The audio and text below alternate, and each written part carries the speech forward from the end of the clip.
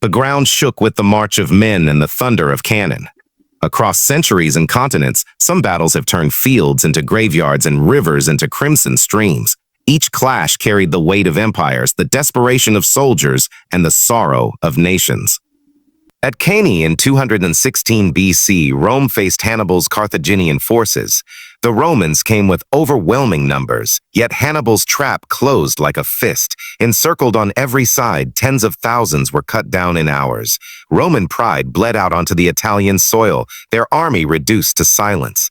Centuries later, at Borodino in 1812, Napoleon's invasion of Russia reached its storm. Cannons tore the earth apart, smoke blinded the skies, and men fell in ranks so thick that neither side claimed true victory. The French held the ground, but their army was broken, hollowed out before the long retreat that would destroy them. On the fields of Gettysburg in 1863, brother fought brother in America's defining struggle. For 3 days, musket fire and cannon blasts rolled across hills and farms. Pickett's charge marked the climax, a wave of Confederate soldiers marching into the jaws of Union fire.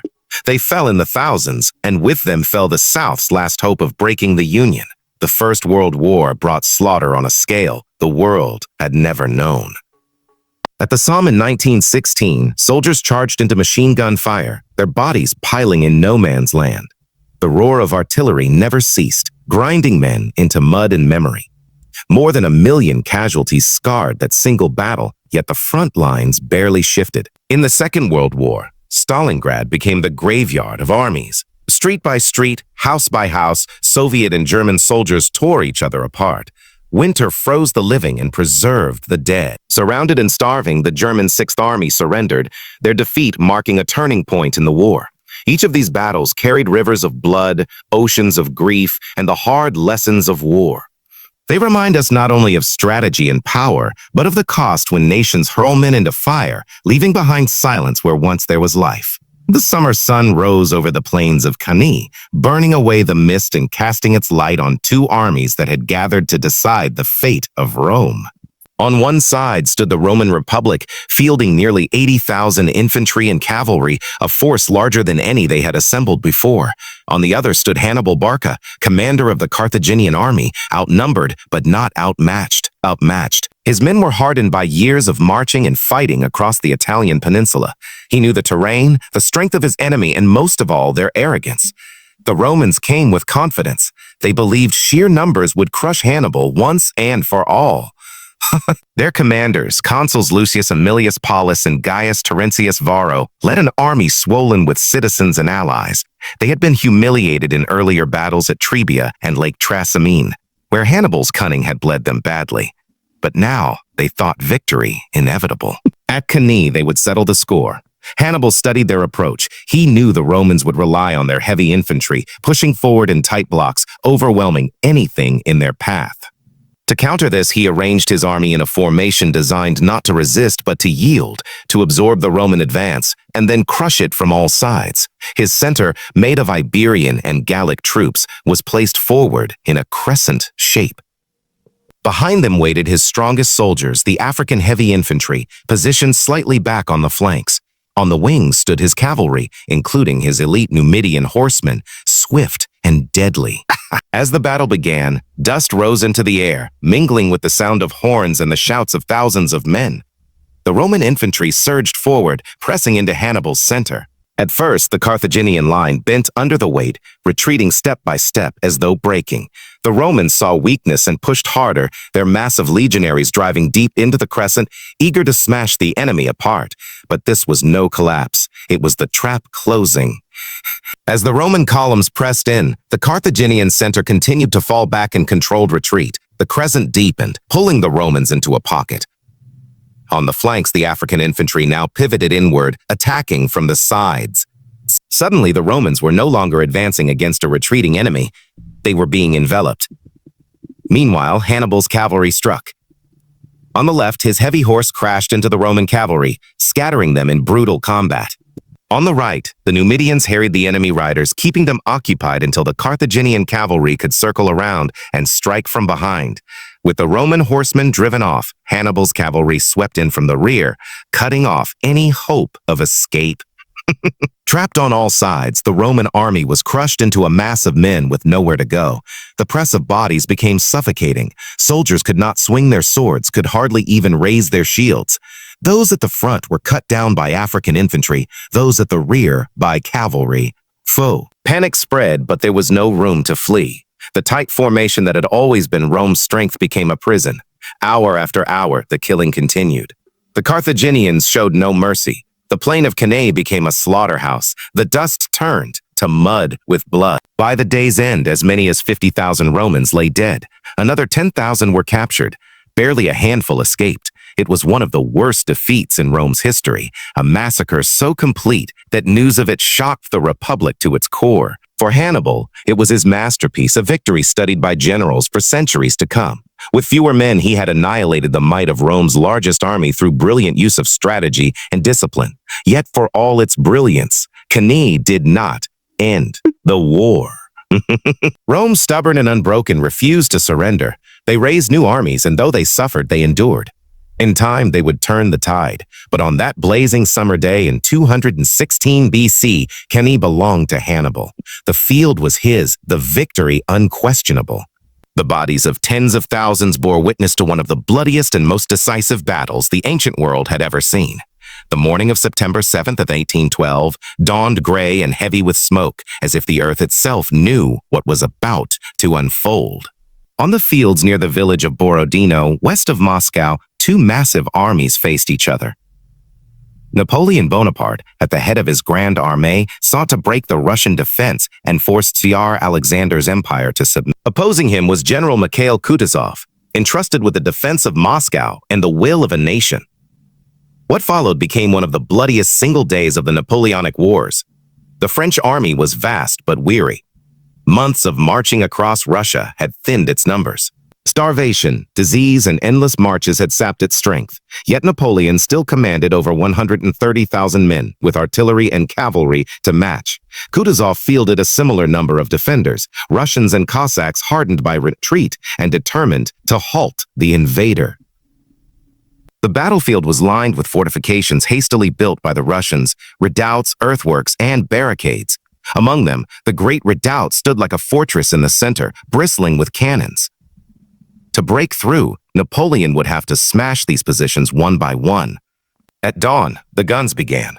The thunder of artillery shook the ground, each cannonball tearing men apart, leaving craters and smoke across the plain.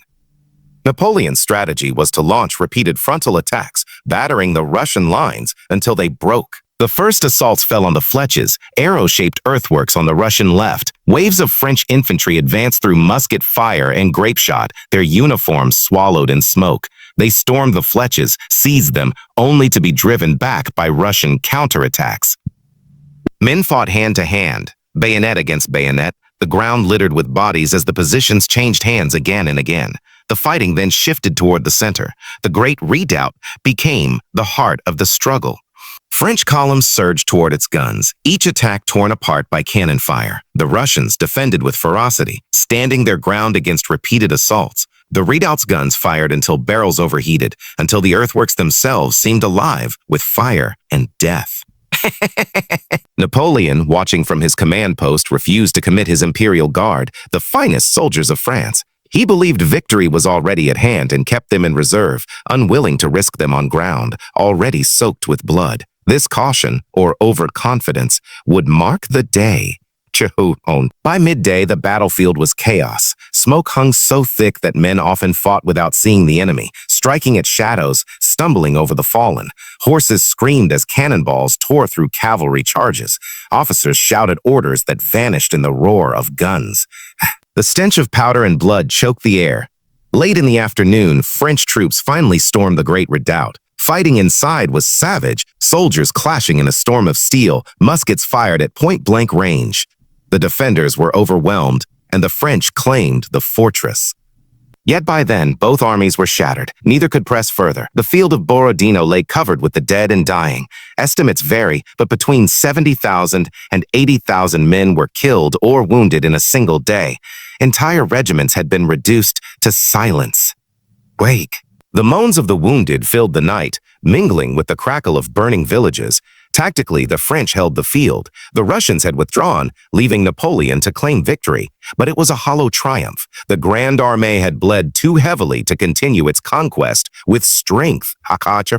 Moscow lay open, yet the victory at Borodino gave the Russians the time and morale they needed to prepare for the long war ahead. When Napoleon entered Moscow, he found it empty, burning, and useless. His army, crippled by Borodino, would never recover from the losses. For the Russians, Borodino was not a defeat, but a sacrifice. They had yielded ground but preserved their army. The blood spilled there became a symbol of national resistance, a sign that Russia would not bow even before the greatest general of Europe. Borodino was not a battle of swift maneuvers or brilliant tactics, but of endurance. It was a test of will where armies hurled themselves into destruction for the control of a few ridges and redoubts. It stood as one of the bloodiest days of the Napoleonic era, a reminder that sometimes victory in war costs so much it ceases to be a triumph. The summer heat of July 1, 1863, bore down on the rolling hills and quiet town of Gettysburg, Pennsylvania. What began as a chance meeting between Confederate and Union forces quickly swelled into one of the largest and bloodiest battles ever fought on American soil. For 3 days, two armies clashed in a struggle that would decide not only the outcome of a campaign, but the future of a nation. General Robert E. Lee led the Confederate Army of Northern Virginia northward. He hoped a victory on Union ground would shatter Northern morale and perhaps force peace negotiations. Opposing him, the Army of the Potomac, commanded by General George G. Meade, moved to block the invasion. Neither side planned to fight at Gettysburg, but fate drew them there. On the first day, Confederate forces pushed Union troops back through the streets of Gettysburg, forcing them to higher ground south of town. The Union Army rallied on Cemetery Hill, Cemetery Ridge, and Culp's Hill, positions that formed a strong defensive line. As night fell, the Union still held the high ground, and reinforcements poured in.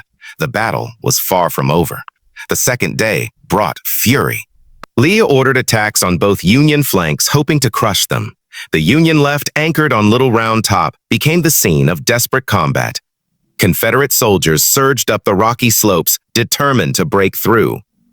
Union defenders, running low on ammunition, fixed bayonets and charged, driving the attackers back in brutal hand-to-hand fighting.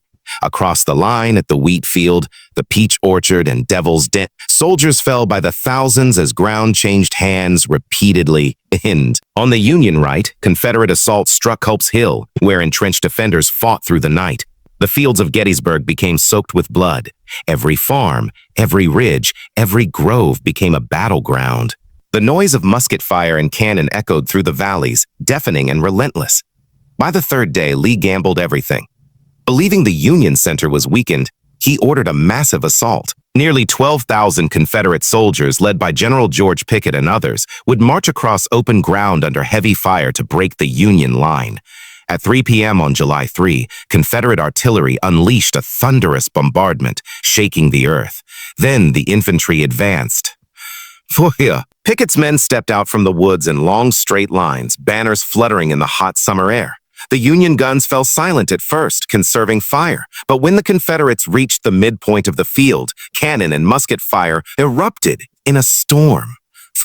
Shells tore gaps through the lines, men fell in waves, yet the survivors pressed forward, determined and fearless. As they neared the Union line on Cemetery Ridge, the fighting turned into chaos. Some Confederates broke through, reaching the stone wall that marked the Union position. For a brief, terrible moment, it seemed they might succeed, but Union reinforcements surged forward, closing the breach. The charge collapsed. Of the thousands who began the advance, more than half lay dead, wounded, or captured. Pickett's charge had ended in disaster. The field was silent now, broken only by the cries of the wounded. Lee's gamble had failed. He withdrew his army south, retreating back into Virginia. His invasion of the North was over. The cost was staggering. In 3 days of fighting, more than 50,000 soldiers were killed, wounded, or missing. Gettysburg became the bloodiest battle of the American Civil War. The land was scarred, farms ruined, homes destroyed. The dead lay buried in shallow graves, later moved to what became the Gettysburg National Cemetery. For the Union, Gettysburg was a turning point. Combined with the fall of Vicksburg in the west, It marked the moment when momentum shifted against the Confederacy. For the Confederates, it was the high water mark, the closest they would ever come to victory on Union soil. In the years that followed, Gettysburg became a symbol of sacrifice and resolve. The clash of armies there was not just a fight for territory, but for the very meaning of the United States. The echoes of musket fire and cannon fade, but the memory of those 3 days endures, a reminder of the cost of civil war and the struggle to preserve a nation. The dawn of July 1, 1916, broke over the rolling fields of northern France. In the distance, the River Somme cut through farmland and villages now scarred by trenches, barbed wire, and mud. Here, British and French forces prepared to launch a massive offensive against the German army. The goal was simple in words but dreadful in execution: break through the enemy lines, relieve pressure on the French at Verdun, and crush German resolve. What unfolded instead was one of the bloodiest battles in history. For the Soviet Union, Stalingrad became a symbol of resistance and endurance. For Germany, it was a catastrophe, a wound from which their Eastern Front never recovered. For the world, it remains a testament to the extremes of human suffering in war. The city that bore Stalin's name had been reduced to rubble, but it had not fallen. In its ruins lay the broken remains of an army and the turning of the tide in a global conflict. Stalingrad was not just a battle. It was an ordeal, a graveyard of men and machines, a reminder of what war demands and what it destroyed. From Caney's encirclement to Borodino's storm, from the hills of Gettysburg to the mud of the Somme, and finally to the frozen ruins of Stalingrad, these battles remind us that war has always exacted its price in blood. Empires have risen and fallen on their fields, nations have been reshaped by their outcomes, and generations have carried the scars they left behind. They are not only markers of strategy or power, but warnings of what happens when ambition, pride, and desperation collide. In the silence that follows such carnage, history whispers its lesson. Victories fade, but the cost of war endures.